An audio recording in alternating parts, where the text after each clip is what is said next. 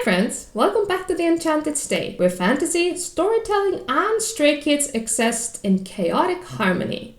Today we're starting a new series on this channel, something I'm really excited about, called the Quarterly Grimoire. Every few months I'll sit down with you and go over everything I've read, what I loved and what didn't work, and what I've been creating behind the scenes. Think of this as a reading wrap-up, but a little more magical. So let's open the Grimoire for Q1 of 2026. This quarter I read 10 books, and honestly it was a mix of cozy fantasy, dark romantasy, and indie reads. The Things Gods Break by Abigail Owen. I went into this expecting to love it because book 1 was a 5-star read for me.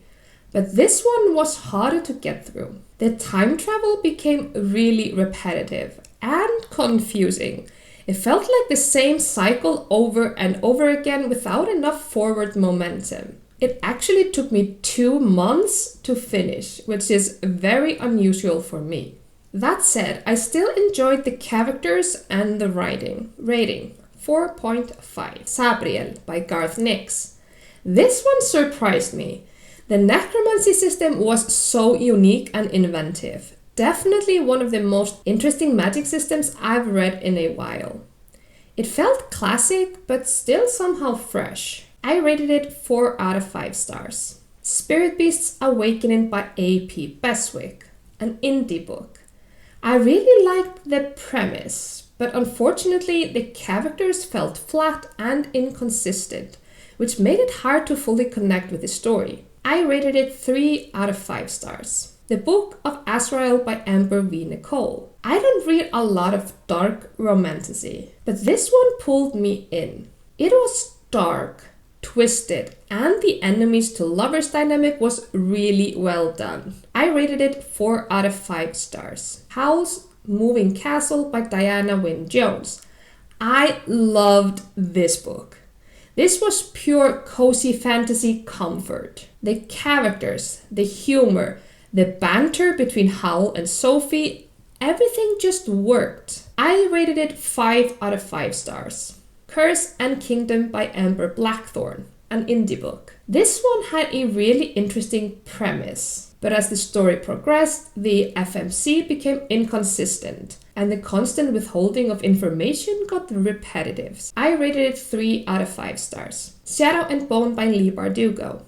This was such a solid fantasy read. The balance between plot and character development was really well done. And the world building, especially the Shadowfold, was so compelling. I rated it 4.5 out of 5 stars. Pestilence by Laura Thalassa.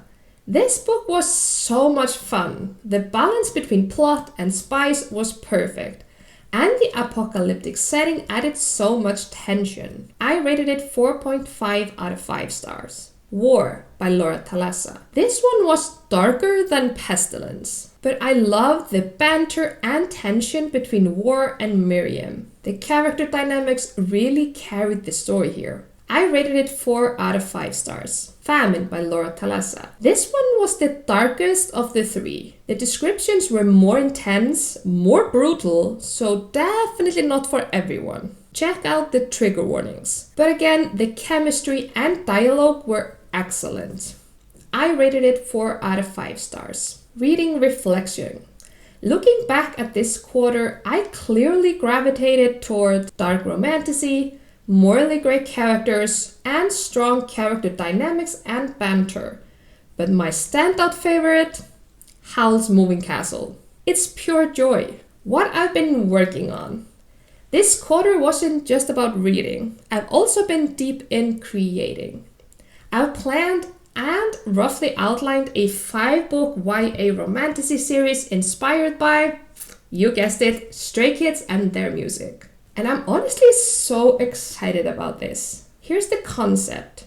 This series is going to be a little different from typical fantasy structures. The first 3 books take place in 3 separate kingdoms.